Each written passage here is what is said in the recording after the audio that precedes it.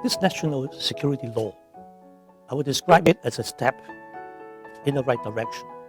It's a positive measure which will enhance Hong Kong's long-term stability and prosperity, which will ensure the continued successful implementation of one country, two systems, and ensure a high degree of autonomy enjoyed by Hong Kong, as well as Hong Kong people administering Hong Kong. This piece of law will help Hong Kong. It will propel Hong Kong, an engine, propel Hong Kong forward, not backward. It's not taking away anything that we are enjoying. They're adding something. This is stability, something we've been cherishing for the last year or so.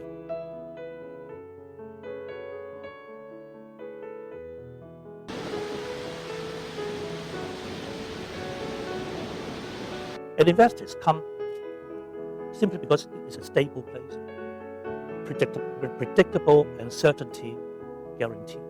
It's a simple logic of doing business. You won't go to a place which is full of risks and uncertainty. This law can also ensure the continued implementation, successful implementation of one country system, which will be the only way forward for Hong Kong.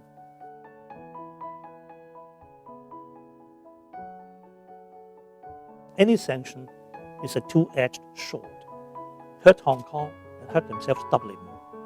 Because in Hong Kong, for example, the United States, a lot of investment in Hong Kong itself. If you look at merchandise trade, for the last 10 years, the United States enjoyed huge, I would say, trade surplus from Hong Kong. The pendulum is in their favor for a long time. Think twice. Be rational. Look before you leap.